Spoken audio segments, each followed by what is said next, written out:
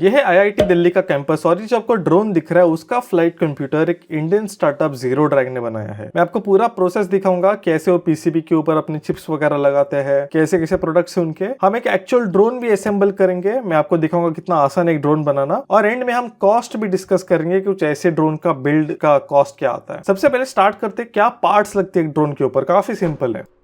देखो, एक basic FPV drone बनाने के लिए हमें रफली 8 पार्ट है, राइट। मोटर प्रोपेलर से स्टार्ट करते हैं। मोटर प्रोपेलर हमारा मेन एलिमेंट है, राइट, जो हमें ऊपर लेके जा रहा है। अब ये मोटर प्रोपेलर माउंट किस पे होगा, करेक्ट। तो हमें एक फ्रेम चाहिए। अब मोटर को पावर करने के लिए हमें पावर चाहिए, बराबर। तो हमें चाहिए एक बैटरी। बट देखो, आप बैटरी का वो वायर लेके डायरेक्ट मोटर को कनेक्ट नहीं कर सकते। कुछ एक चीज चाहिए जो इस बैटरी से एनर्जी लेगी और डिस्ट्रीब्यूट करेगी, 4, 6 या 8 मोटर जो भी आपका, उसे कहते हैं ईएससी। अब ईएससी को कंट्रोल करने के लिए कुछ तो चाहिए जो ईएससी को बोले कि भाई लेफ्ट मोटर को ज्यादा पावर दे, राइट मोटर को ज्यादा पावर, जो भी है वो काम करता है। एक एफसी यानी एक फ्लाइट कंप्यूटर, वो काम के बजाय बाकी सब एल्गोरिथम्स भी रन करता है, जैसे स्टेबल करना, पोजीशन होल्ड करना वगैरह। अब फ्लाइट कंप्यूटर को कौन बोलेगा कि मुझे ऊपर जाना है, मुझे नीचे जाना है, राइट। वो कमांड्स रिसीव करने के लिए चाहिए एक आरएक्स यानी एक रिसीवर। और सिंस हम एक एफपीवी ड्रोन बना रहे हैं, मतलब फर्स्ट पर्सन व्यू ड्रोन, मतलब आप अपने सिर के ऊपर गॉगल लगा सकते हो जिसमें आपको आपके ड्रोन की लाइव कैमरा फीड दिखेगी, राइट। तो ऑब्वियसली आपको एक कैमरा चाहिए ड्रोन के ऊपर, पर ये जो कैमरा की फीड है इसे ट्रांसमिट करने के लिए वापस ड्रोन से आपकी गॉगल तक एक इंस्ट्रूमेंट चाहिए जिसका नाम होता है वीटीएक्स यानी वीडियो ट्रांसमीटर। अब आप एट दिस पॉइंट इस वीडियो को पॉज करो और गेस करो इसमें से कितने चीजें हम आज इंडिया में बना सकते हैं या सून इंडिया में बन पाएंगे एक साल से। एंड बाद में एंड में हम कंपेयर करेंगे कि कितना इंडियन ड्रोन है। बाय द वे, ये मेरा पहला ड्रोन नहीं है, ये एक्चुअली मेरा सेकंड ड्रोन है। फर्स्ट ड्रोन जो है वो फर्स्ट फ्लाइट पे ही गुम गया था, इसलिए ताकि वैसा वापस ना हो मैंने कुछ बोनस सेंसर्स ऐड किए जैसे जीपीएस, ऑप्टिकल फ्लो लाइडर और कुछ एलईडीज। इसके बारे में हम आगे बात करेंगे डिटेल में, इनकी जरूरत क्यों है। ये ड्रोन हमने जीरो ड्रैग के आईआईटी दिल्ली ऑफिस में बनाया है। मेनली उसकी टीम से चैतन्य इन्वॉल्व थे जिन्होंने मोस्ट ऑफ द सोल्डरिंग वगैरह किया। बीच बीच में आपको शांतनु भी दिखेंगे जो को फाउंडर है जीरो ड्रैग के। तो बिल्ड की शुरुआत करते हैं। सबसे पहले the only bad news of this whole build, और वो है मोटर प्रोपेलर कॉम्बो। इसके बाद सब अच्छे न्यूज है, टेंशन मत लो। देखो, सिंस हम एक 7 इंच ड्रोन बना रहे थे, मतलब एक 7 इंच का प्रोपेलर, तो स्लो मूविंग यूजुअली लोग 5 इंच या 2.5 इंच छोटे वाले ड्रोन बनाते हैं, पर मेरे को एक लॉन्ग रेंज एफिशिएंट ड्रोन बनाना था, तो हमें ये ई-मैक के चाइनीज मोटर्स इस्तेमाल करने पड़े, रफली 1500 kV। तो होता क्या है, जितना स्लो मूविंग मोटर उतना बड़ा प्रोपेलर और उतना ज्यादा एफिशिएंसी। जनरली ऐसे कोई एग्जैक्ट इक्वेशन नहीं है, पर ये सिचुएशन फ्यूचर में जरूर इंप्रूव होगा चाइनीज मोटर्स का। देखो, ऐसे नहीं है कि इंडिया में ड्रोन मोटर्स नहीं बनाते हैं, पर वो बस बड़े वाले बनाते हैं। इनफैक्ट ये जो ड्रोन सीरीज है, ये एक्चुअली ये जो फर्स्ट वीडियो है इस ड्रोन सीरीज का, 5 वीडियोस बनेंगे, उसका लास्ट वीडियो होगा एक कंपनी जिसका नाम है वेक्टर टेक्निक्स, जो बड़े ड्रोन मोटर्स बनाती है। ये एक्सपोर्ट वगैरह भी करती है, काफी लाइक इंप्रेसिव है उनका स्टफ। मैंने उनको विजिट भी किया, उनके ऊपर एक डेडिकेटेड वीडियो आएगा। वो प्रोपेलर्स भी बनाती है। एंड इनफैक्ट जीरो ड्रैग जहां में था इनके ऑफिस, इनके पास भी एक वेक्टर टेक्निक्स का मोटर था, तो जो आप देख सकते हो आपकी स्क्रीन के ऊपर। तो करंटली चाइना जरूर है, बट होपफुली जल्दी इंडियन वेक्टर टेक्निक्स या कोई और 2-3 कंपनीज है जो ये मोटर्स बनाती है। होपफुली कोई ना कोई ऐसे माइक्रो मोटर्स बनाए गए छोटे वाले ड्रोन्स के लिए। फ्रेम की बात कर लेते हैं। तो मेरे को एक्चुअली प्लान ही था कि मेरे को एक प्रॉपर इंडियन ड्रोन बनाना है, राइट। तो मैं बहुत ट्राई किया, कोई सीएनसी वाला मिले जो कार्बन फाइबर शीट जो होता है वो सीएनसी करके दे। 2-3 कॉन्टेक्ट में थे, पर किसी ने पॉजिटिवली रिस्पॉन्ड नहीं किया है। इंडिया में कंपनी जो ये सब करती है। तो ये DIY फ्रेम के साथ हम गए, जो कार्बन रॉड्स और कुछ 3D प्रिंटेड कंपोनेंट्स इस्तेमाल करते हैं। इसका लिंक डाल दूंगा डिस्क्रिप्शन में। फ्रेम अच्छा है बट एफिशिएंट नहीं है क्योंकि हैवी हो जाता है, बट काफी स्पेस है, तो फ्यूचर में मेरे को कोई लॉगिंग या कोई सेंसर डालने एक्स्ट्रा तो मैं डाल सकता हूँ। बैटरी की बात कर लेते हैं। हाँ, बाय द वे उसको इंडिया मार्क कर लेते हैं फ्रेम को। तो फिलहाल हमारा मोटर चाइनीज हुआ, फ्रेम इंडियन हुआ। बैटरी की बात कर लेते हैं। मैंने यहाँ चूज किया रेवो ग्रीन, जो एक इंडियन स्टार्टअप है, उनकी लिथियम आयन बैटरीज। तो यूजुअली ड्रोन्स के ऊपर, छोटे ड्रोन्स के ऊपर 5 इंच वगैरह लिथियम पॉलीमर इस्तेमाल होते हैं। आपने देखे होंगे वो फ्लैट शीट्स की तरह होते हैं, पाउच होते हैं बेसिकली वो। तो उन लिथियम पॉलीमर का खासियत है कि वो बहुत सारा करंट आपको दे सकता है। तो अगर आपको फास्ट ड्रोन्स वगैरह चाहिए तो आपको लाइपो इस्तेमाल करनी चाहिए। बट लिथियम आयन का ये है कि वो और भी ज्यादा उसका वोल्टेज नीचे जा सकता है एंड जनरली ज्यादा एफिशिएंट है, ज्यादा डेंस है। बट ऑफकोर्स इसका प्रॉब्लम ये है कि वो क्विकली, अगर आपको बहुत सारा करंट चाहिए फास्ट जाने के लिए, वो नहीं मिल सकता इसमें। बट हाँ, तो सिंस में लॉन्ग रेंज एक एफिशिएंट ड्रोन बना रहा था, लिथियम आयन के साथ गया। रेवो ग्रीन जो है, शांतनु जो फाउंडर है वो कह रहे थे कि ये ताइवानी सेल्स इस्तेमाल करते हैं एंड वो BMS वगैरह उनका खुद का है। एंड इनकी वेबसाइट के ऊपर आपको आपको सैमसंग सेल के वर्जन भी मिलेंगे। तो काफी अच्छा बैटरी है। मैंने इनफैक्ट एक बार इस बैटरी को ऑलमोस्ट फुल चार्ज करके 3 महीने के लिए घर पे छोड़ के गया, इसे कुछ नहीं हुआ।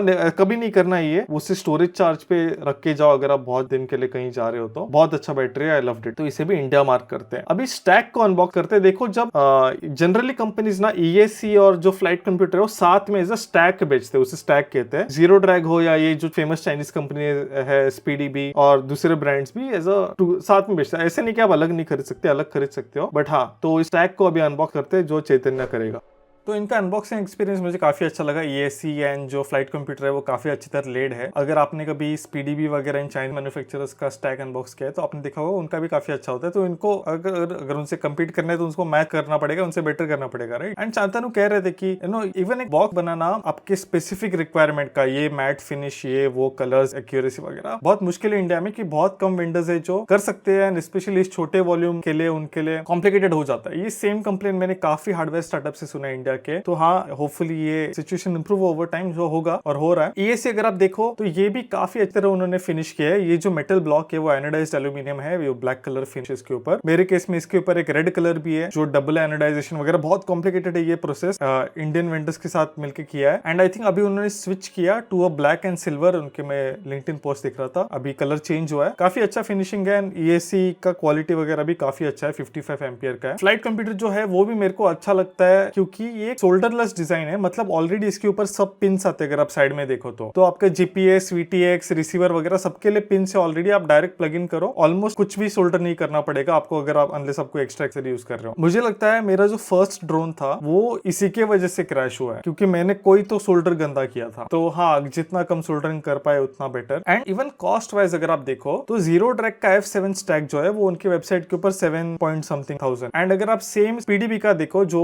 बहुत इनफैक्ट सबसे पॉपुलर स्टैक मैन्युफैक्चरर वही है, उनका इंडिया में कॉस्ट 10-11 आ जाता है। अगर आप शायद बाहर से इंपोर्ट करो तो पड़ेगा। तो हाँ, आई होप ने मुझे बताया वो काम कर रहे हैं इसके ऊपर। जो है एक स्पीडीबी 405 का कंपटीशन बना। तो स्पीडीबी 405 सबसे पॉपुलर स्टैक है। इनफैक्ट मेरे ओरिजिनल ड्रोन में वही था। उसकी कॉस्ट 4-5 हजार के आसपास मिल जाती है। ऑफ कोर्स उसमें आपको मैनुअल सोल्डर करना है, सब कुछ पिंस वगैरह नहीं आते, बट अफोर्डेबल है। तो आई होप जीरो ड्रैग उस कॉस्ट रेंज में कुछ लाए। तो हम दोनों को इंडिया मार्क कर सकते हैं, ईएससी को भी एंड फ्लाइट कंप्यूटर को भी। इसके बाद रिसीवर की बात करते हैं। इस केस में हम रिसीवर भी जीरो ट्रैक का इस्तेमाल कर रहे हैं। इनफैक्ट एक काफी अच्छा रिसीवर है। It's just like size of a coin, right. बहुत छोटा है एंड वो टेलीमीटर भी सपोर्ट करता है। मतलब आप उसे कमांड्स भेज सकते हो अपने फ्लाइट कंप्यूटर को। प्लस आपका फ्लाइट कंप्यूटर आपको वापस टेलीमेट्री भेज सकता है, जिसमें वो आपको उसकी बैटरी लेवल, क्या एंगल है ड्रोन का, जीपीएस कोऑर्डिनेट्स क्या है, करंट कितने सैटेलाइट्स कनेक्टेड है, बहुत सारा टेलीमेट्री भेज सकता है। आप ये अपने रिमोट के ऊपर डिस्प्ले कर सकते हो या आपके पास कोई और डिवाइस रहा तो काफी अच्छा है। हम उसे भी इंडिया मार्क कर सकते हैं। चैतन्य के जो सोल्डरिंग स्किल्स है वो काफी अच्छे, आप देख सकते हो। काफी सालों बाद प्रैक्टिस करने के बाद ये इतने अच्छे बनते हैं। तो थैंक यू टू चैतन्य जिन्होंने हेल्प किया ये बना। इसके बाद शांतनु जो है मुझे ऑफिस के अराउंड लेके गए दिखाने कि वो कैसी सर्किट वगैरह प्रोटोटाइप के लिए बनाते।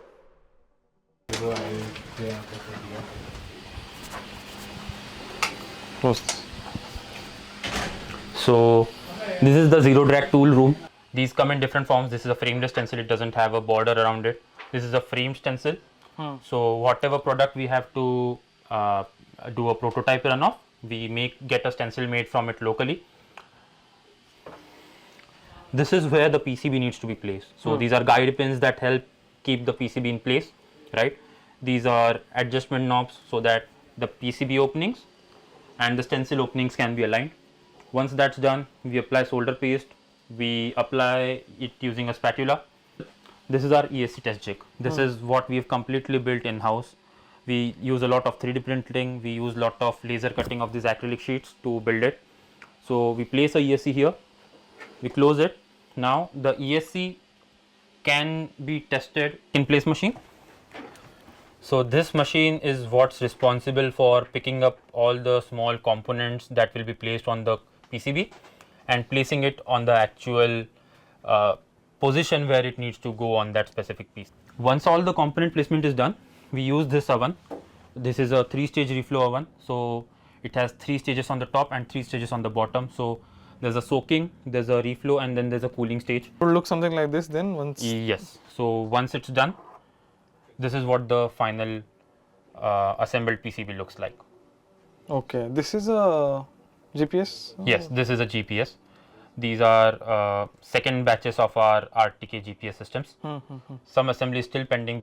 तो इनके प्रोटोटाइप्स इनके ऑफिस में बनते हैं जो भी इनके लिए है। बाकी जो मास प्रोडक्शन होता है काफी सारे हजारों पीसीबीज का या फ्लाइट कंप्यूटर्स का वगैरह वो आउटसोर्स किया जाता है वेंडर्स को। काफी सारे इंडिया में वेंडर्स है जो PCB design and manufacturing, assembly, fabrication सब कुछ करते हैं। इनफैक्ट इवन आजकल मैं देख रहा हूँ कि जनरल यूज के लिए मतलब पीसीबी वे टाइप भी आ चुके हैं। आज ही मैं देख रहा था एक लायन सर्किट करके कंपनी है इंडिया बेस्ड जो आप ऑर्डर प्लेस कर सकते हो ऑनलाइन और आपको पीसीबी वो चाहिए वैसे मिल जाएगा। तो काफी इंटरेस्टिंग टाइम है इलेक्ट्रॉनिक्स के लिए इंडिया में। काफी मतलब मैच्योर हो रहा है एंड जैसे ही टाटा का फैब आ जाएगा एंड चिप्स वगैरह मास प्रोड्यूस होने लग गए तो हम like full end to end India में बना सकते हैं। वो क्रेजी होने वाला है। कैमरा की बात करते देखो कैमरा तो यहाँ इस केस में चाइनीज है फॉक्सियर का। अब सेंसर्स यूजुअली ताइवान या जापान से मिल जाते हैं तो जीरो ड्रैग काम कर रहा है खुद के कैमरा के ऊपर, पर एक लो प्रायोरिटी उनके लिए अभी जैसे सिचुएशन चल रहा है तो ये उन्हें अपने अपने स्टैक के ऑर्डर्स पे ज्यादा फोकस है। बट हाँ इवेंचुअली होपफुली टाटा के फैब या किसी और से में भी हम ये इंडिया में बना पाए। बट फिलहाल it's more like Chinese, Taiwanese, Japanese kind of. VTX की बात कर लेते हैं। अभी इस केस में वीटीएक्स जो होता है वीडियो ट्रांसमीटर दो तरह के होते हैं, एक होता है एनालॉग और एक होता है डिजिटल। एनालॉग बेसिकली सिग्नल ही डेटा होता है तो हमारे ओल्ड टेलीविजन की तरह। तो इसलिए जब भी आप ये वीडियो देखो तो उसमें बहुत सारा नॉइज होता है राइट। अगर कोई बिल्डिंग बीच में आ जाए तो ब्लॉक हो जाएगा ये वो, या ट्रीज में चले जाए तो सिग्नल खराब होता है, या अगर आप बिल्डिंग्स में ऐसे जाओ कि सिग्नल से रिफ्लेक्ट होकर थोड़े लेट वगैरह आने लगे तो अजीब वगैरह दिखने लगता है। बट ये सबसे सस्ता भी होता है, सबसे फास्ट भी होता है, ऑलमोस्ट जीरो लेटेंसी क्योंकि स्पीड ऑफ लाइट, कोई प्रोसेसिंग नहीं है इसके ऊपर।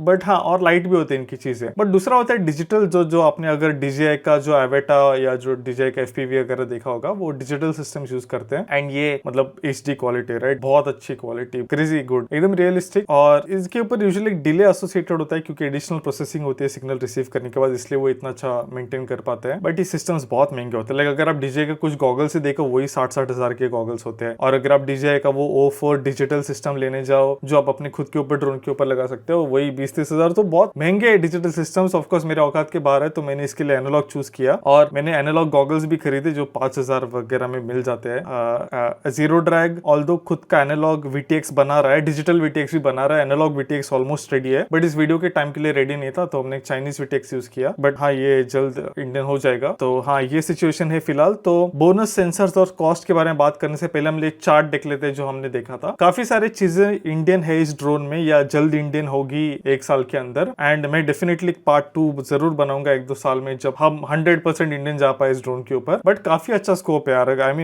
एम श्योर आप में से काफी लोगों ने इतना एक्सपेक्ट भी नहीं किया होगा कि इतने सारी चीजें इंडियन कर पाएंगे। तो बोनस सेंसर्स की बात करते हैं। देखो मैंने अपना पहला ड्रोन खोया वो ठीक है, पर मैं उसे ढूंढ क्यों नहीं पाया क्योंकि मेरे गॉगल में उसका सिग्नल अभी भी चल रहा था। उसे इसलिए ढूंढ नहीं पाया क्योंकि 3-4 मिनट बैटरी ऑन करने के बाद में मेरा GPS लॉक नहीं हुआ उस ड्रोन के ऊपर। मैंने एक बहुत सस्ता GPS मॉड्यूल यूज किया था, मतलब लिटरली वो लो टू हाई करके जो मिला वो ले लिया। इसलिए इसके ऊपर एक ढंग का गोकू M10 GPS है। M10 is like currently the best class of GPS modules अगर आप ले सको तो। बहुत अच्छा GPS है, with in a minute lock हो जाता है एंड काफी बड़ा एंटेना वगैरह। तो इसके ऊपर एक GPS ऐड किया पहले तो अगर एक गुम भी जाता है तो मेरे पास कोऑर्डिनेट्स होंगे मेरे रिमोट के ऊपर, मेरे गॉगल्स के। सेकेंडली जीरो ड्रैग जो है वो LED स्ट्रिप्स भी बनाता है कंट्रोलर के ऊपर लगाने के लिए। आप उसे कंट्रोल कर सकते हो स्ट्रिप को बैटरी दिखाने के लिए या सिग्नल कोई कैप्चर हुआ दिखाने के लिए, सैटेलाइट्स वगैरह बहुत कुछ कॉन्फ़िगर कर सकते हो उसके लिए। तो ये लगाए थे बट वो निकालने पड़े क्योंकि मैंने ये फोम जो पूल नूडल्स होते हैं वो कट करके मैंने फोम डाला है ट्रेनिंग व्हील। जस्ट अर्ली बाद में वापस डाल दूंगा मैं LED स्ट्रिप। बट हाँ काफी अच्छे क्वालिटी के LED स्ट्रिप्स उनके। सबसे इंपॉर्टेंट सेंसर जो मैंने डाला वो है ये नीचे जो एक ऑप्टिकल फ्लो प्लस लाइडार है। तो जो लाइडार है वो हमें डिस्टेंस बताएगा, लेजर ऑल्टीमीटर है कि कितना ऊपर है लेजर, उसके ऊपर एक लेजर है और एक छोटा कैमरा है उसके ऊपर आप देख सकते हो। वो एक माउस की तरह काम करता है। तो अगर आपका ड्रोन राइट में गया तो उसका इमेज वगैरह शिफ्ट होगा। ये इंपॉर्टेंट है पोजीशन होल्ड के रख। मैं बीच बीच में वीडियो प्ले कर रहा हूँ देखो जिसमें ड्रोन जस्ट खुद को पकड़ के रखा है हवा में, वो इस ऑप्टिकल फ्लो सेंसर की वजह से। इनफैक्ट कोई भी DJI drone, most DJI drone के ऊपर अगर आप नीचे देखो तो ये सेंसर मिलेगा आपको ऑप्टिकल फ्लो वाला। उसके ऊपर भी सिमिलर कॉन्फ़िगरेशन होता है जहां पे एक लाइडार जैसा कुछ है और एक कैमरा है ऑप्टिकल फ्लो जो नीचे दिख रहा है। तो सबसे बड़ा शॉक एक नए ड्रोन पायलट के लिए वो होता है जब आपका ड्रोन जस्ट ऊपर ले और वो जस्ट हिलने लगे, वो स्वे करने लगता है लेफ्ट राइट आगे पीछे। उससे थोड़ा डर लगने लगता है बट ऑप्टिकल फ्लो के साथ वो सब होता नहीं है, सुपर स्टेबल। कभी कभी ट्यून करना पड़ सकता है। फिर हमने INAV सॉफ्टवेयर फ्लैश किया इसके ऊपर।